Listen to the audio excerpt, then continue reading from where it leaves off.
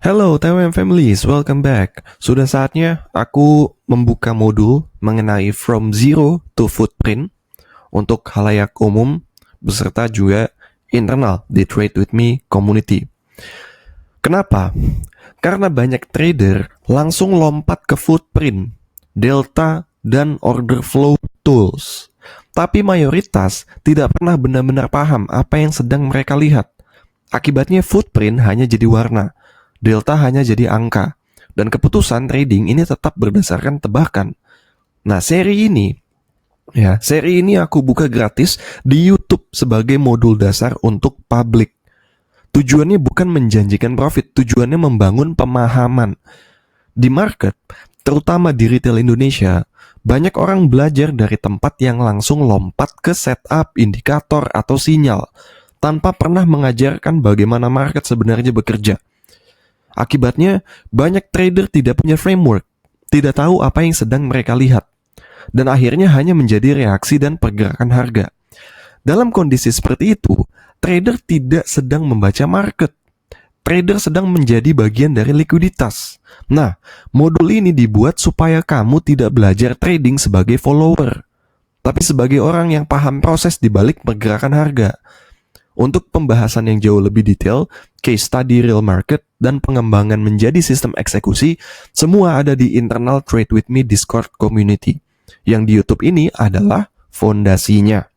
Sebelum kita masuk breakdownnya, kalau kamu pengen belajar market lebih dalam, pakai auction market theory dan order flow, kamu bisa join komunitas Trade With Me, tapi itu opsional. Yang penting, sekarang kamu paham dulu cara market benar-benar membentuk value. Nah sekarang, why this module exists? Kenapa modul ini aku buat sih bang? Gitu. Kenapa?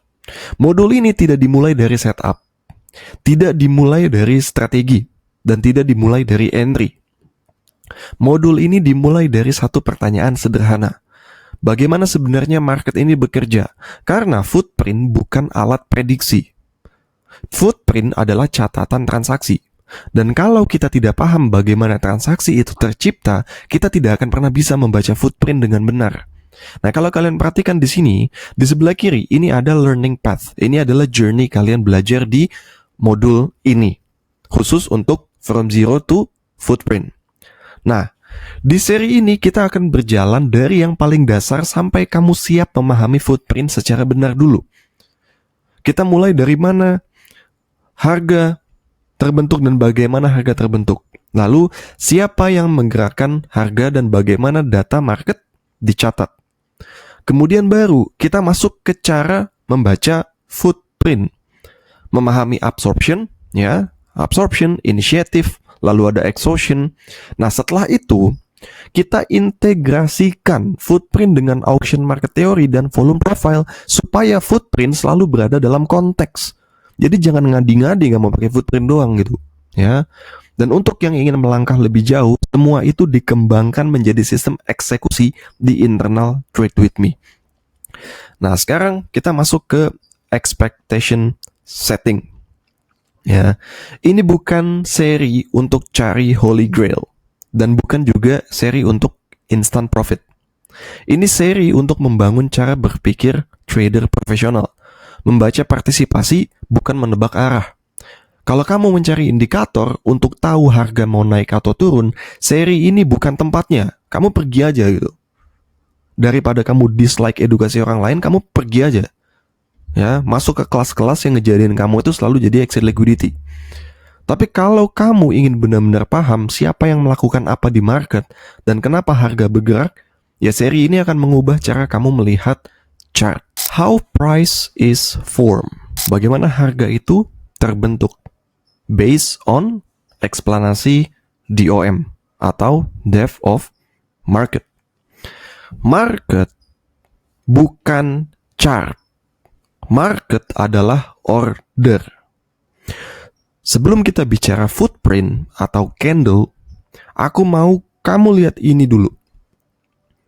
Ini adalah market dalam bentuk paling mentahnya. Bukan chart, bukan indikator, tapi antrian order.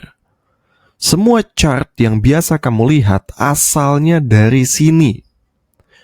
Apa yang kamu sebenarnya lihat di DOM? Di sini kita punya dua sisi. Sebelah kiri, ya, yang warna biru, di sini ada bid. Ya, bid. Bid itu apa, Bang?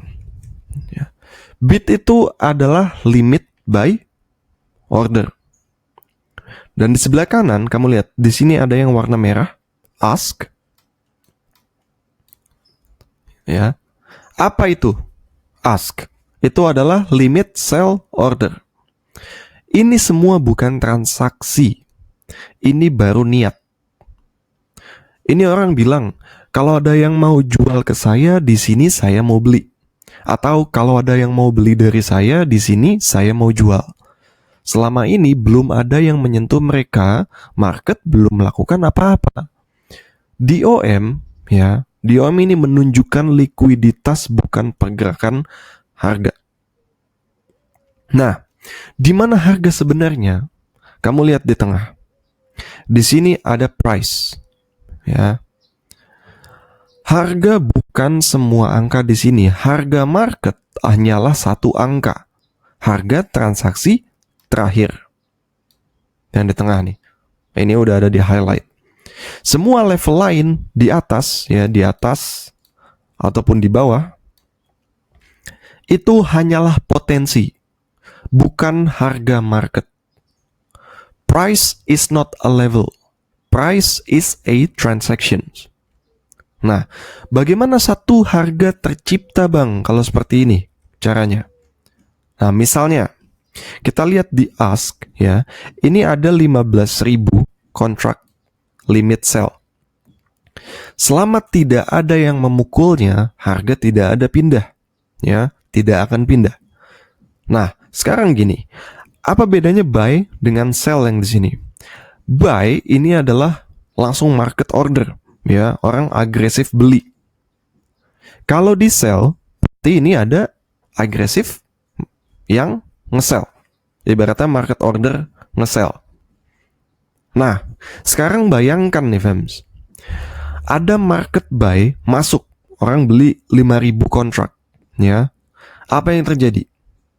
Bukan harga naik, yang terjadi angka ini yang di 15.000 ini akan berkurang. Karena kenapa? Karena limit size yang ada di sini ini ada 15.000 kontrak. Dan di sini masuk contoh, sekarang kan 1,6 ribu. Contoh tadi aku kasih contoh masuk 5.000, ya, total ini jadi 5.000. Nah, berarti matching ke yang 15.000 dan yang 15.000 ini akan berkurang. Nah, tapi kejadiannya kalau market buy, ya, kalau market buy ini terus masuk 10.000 kontrak, 20.000 kontrak, dan semua limit order sell yang di sini habis, yang di level 129,8 ini habis, ya, baru market dipaksa naik ke level berikutnya. Berarti di atas 129,8. Contoh kalau 15.000 ini habis, ya price pun naik ke sini. Gitu. Ya.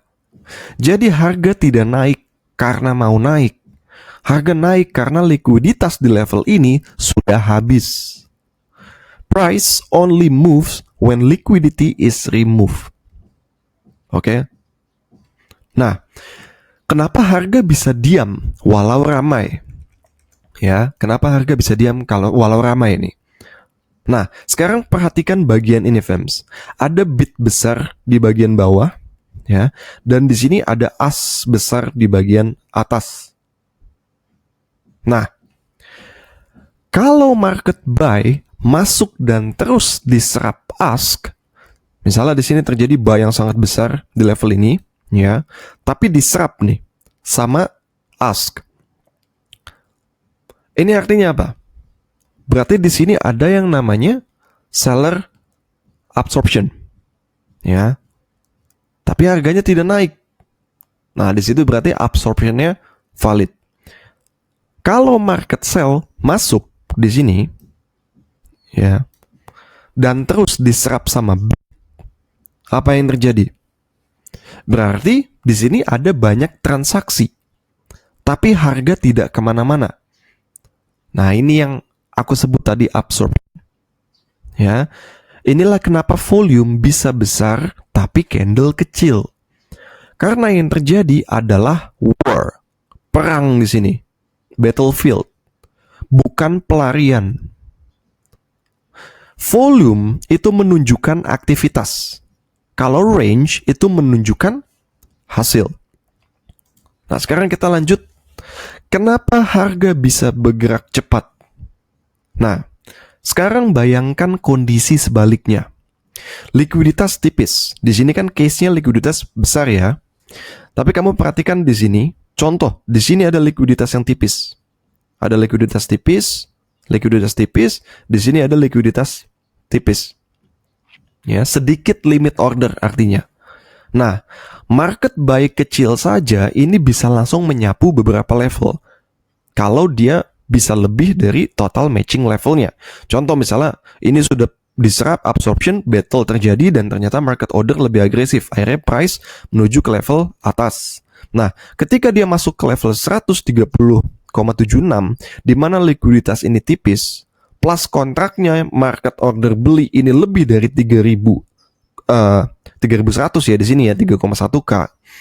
Berarti artinya apa? Ya berarti langsung disapu, ya kan, levelnya. Dan itulah yang terlihat di chart sebagai impuls. Makanya aku sudah bilang, kalau ada impulsive candle itu total distribusi yang tidak merata. Ya, bukan karena kuat, tapi karena tidak ada yang menahan. Ya, fast market often means thin market. Nah, sekarang kamu sudah mengerti ya. Ini mentahnya. Jadi di sini kamu bisa reset mindset kamu. Sebelum kamu bicara bullish atau bearish, sebelum kamu bicara setup, sebelum kamu bicara indikator, market selalu mulai dari sini, antrian order dan transaksi. Harga hanyalah jejak terakhir dari siapa yang menang. Gitu. Nah, sekarang kita lihat ke real marketnya ya, karena aku sudah membahas bagaimana pemahaman umumnya mengenai DOM. Sekarang kita masuk ke ExoCharts. Oke. Di sini workspace aku seperti biasa ya. Teman-teman lihat di sebelah kanan ini adalah DOM-nya, depth of market-nya. Aku lagi buka pair Solana, pair USDT. Alright. So, ini case-nya. Lihat harga sekarang dan candle saat ini. Ya, aku nggak akan bicarain setup, aku nggak akan bicarain bagaimana cari entry di sini, tapi aku mau kalian paham dulu, ya. Karena kalau kamu nggak paham di sini, gimana caranya kamu mau bilang dirimu trader? Kalau ini aja kamu nggak tahu mentahnya, ya. Udah kamu nggak tahu ini, tiba-tiba kamu buka kelas gitu, kamu ngajarin retail trading, ya. Jelas-jelas aja yang udah aja ngebuat kalian rugi, ya. Karena mereka nggak paham ini, ya, gaya-gayaan ngajarin kamu ya, tentang trading, being a trader. Sementara mereka juga bukan professional trader gitu. Mereka hanya memanfaatkan uangmu untuk apa? Ya untuk nambahin likuiditas mereka gitu. Tapi di sisi lain mereka nggak bahas soal ini. Kenapa? Ya itu hak kalian menilai seperti apa. Ya, tapi kalau aku pribadi, kita harus belajar dari sini dulu, gitu. Kamu tahu jadinya how the market works. Jadi kamu belajarnya itu nggak cuma entry exit.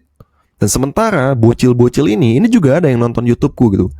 Kerjaannya cuma bisa dislike, tapi mereka nontonin semua YouTubeku belajar gitu. Ya, tanpa ada rasa gratitude, ya, terima kasih sama sekali karena bisa dapat akses ini gratis di YouTube. Mereka malah ngedis karena mereka punya metode trading, teknik probabilitas yang mereka anggap paling dewa di dunia ini. Padahal mereka pakainya ICT sama SMC. Ya, pakai kotak-kotak batik Pekalongan gak jelas itu, ya. Terus kamu ngedis anak-anak yang belajar di order flow dan real framework data driven, ya. Kamu bilang semua ada weakness-nya, semua trading metode. Loh, tapi sekarang aku lihat di kondisi market yang seperti ini, kenapa performance yang nggak pakai order flow pada weak semua? Ayo. Sekarang aku lihat beberapa kelas di luar sana yang nggak pakai AMT dan order flow, itu performance-nya bener-bener weak, ya. Tapi kamu ya yang ngedis AMT dan order flow, ya, kamu bilang katanya semua ada weakness-nya ini itu, oke. Semua memang ada kelemahannya, Tapi kenapa di saat market kompleks seperti ini, kenapa bocil-bocil yang nggak belajar order flow dan AMT dan nggak pakai framework, kenapa merekanya yang rungkat? Kenapa mereka yang konsekutif SL di masa market seperti ini? Sementara yang pakai AMT dan order flow, kita cuan aja terus. Sekarang permasalahannya di mana? Ayo. Nah, ini real yang kamu lihat, data driven. Ya, kamu bisa melihat siapa yang menyerang, siapa yang menahan. Kalau kita langsung back to reality ya, di mana keadaan yang tadi sudah kita bahas secara framework dan fundamental, jadi kamu ngerti pemahaman umumnya. Nah, di sini kamu bisa perhatikan. Di sini kamu udah tahu kalau ask ini adalah limit sell order, kalau bid adalah limit buy order. Kalau misalnya di buy ini ada yang muncul, berarti ada yang agresif membeli atau market order. Kalau misalnya di sell, berarti ada yang agresif menjual atau market sell order. Ya, nah kamu perhatikan di sini harga sekarang ini di 129,56 range. Ya, dimana saat kamu perhatikan di sini ada buy agresif jumlahnya 784 kontrak dan masih battling diserap oleh limit order yang ada di level 129,56. Nah, ketika buy-nya ini mulai semakin banyak, ya, tapi limit order sell ini semakin banyak juga, ya, berarti kan masih battle. Tapi di case ini lihat kamu tadi ada perpindahan, ya kan? Tadi tiba-tiba yang melimit atau dia limit order di saat harga yang sama, ya, ini langsung jumlahnya meningkat, jumlah kontraknya. Sementara buy-nya tidak mampu menembus layering level 129,56. So, ditambah di sini ada sell market order, ya. Sell market order ini tadi case-nya setelah kita lihat beberapa seconds ke belakang, ini jumlahnya meningkat, ya. Plus limit order ini mulai diserap. Nah, di sini kan terjadi di mana ketika candle turun, ya, ketika candle turun, tadi turun dari 129,77, so di level ini sampai turun ke 129,61. Jadi di case di level price range sekarang. Nah, ini turun karena apa? Karena saat sell market order masuk, ya, limit order buy ini layeringnya tidak terlalu banyak, artinya disapu, ya. So ini begini caranya market ini bekerja, ya, berdasarkan benar-benar buy dan sell partisipan. Jadi otak kamu tuh bukan karena candle naik turun centu order tiba-tiba naik turun terus kok jebol aku SL. Itu apa itu? Itu apa? Tapi kamu nggak ngerti ini, gitu, ya. Jadi kamu hati-hati kalau ngedis anak-anak AMT dan order flow, ya. Kamu sendiri ngaca gitu. Kamu aja trading aja nggak profitable, ya. Kamu membanggakan salah satu teknik probabilitas, ya, seakan kamu defending bahwa itu hal yang salah ketika kamu tidak belajar framework, ya. Terus kamu buka tempat pembelajaran yang ngajarin bocil-bocil yang mau jadi trader gini mengerti tentang financial market, gak ngerti soal framework. Gimana caranya mereka mau jadi trader yang wise dan sehat? Terangan aja negara berkembang seperti Indonesia ini, ya, gak berkembang dunia tradingnya. Karena kenapa? Oknum bocil-bocil kayak kamu itu tuh yang ngajarin orang-orang yang mau belajar ini. Bukannya ngajarin framework, ngajarin entry exit, ya. Akarnya dulu ini yang harus dibasmi ini. Kalau modelan kamu aja cuma butuh liquidity dari bocil-bocil ini kamu manfaatin, kamu gak ngajarin soal framework, gimana caranya mereka mau jadi trader gitu. Kamu mungkin profitable karena jualan kelas gitu. Kamu bukan profitable karena kamu trading, ya. Jadi hati-hati kamu, ya, semua yang buka-buka kelas di Indonesia ini, ya. Be careful. Kalau kamu nggak bisa ngajarin framework, be careful gitu, ya. Karena justru ini malah merusak, ya, merusak citra trader dan trading sebagai professional job. Aku ini besar di Australia, ya, ya. Kita ini belajar framework dulu. Jadi aku harap kalian mulai mengerti. Karena di materi ini akan menjadi materi yang sangat dalam buat kalian. So, keseluruhan akan kamu pahami di hari-hari berikutnya. Kalau kamu merasa banyak yang dipelajari dari channel ini, jangan lupa subscribe, like, dan komen. Itu sudah cukup sebagai bentuk support terhadap aku pribadi. Thank you, semoga ilmunya semakin bermanfaat. Bye-bye.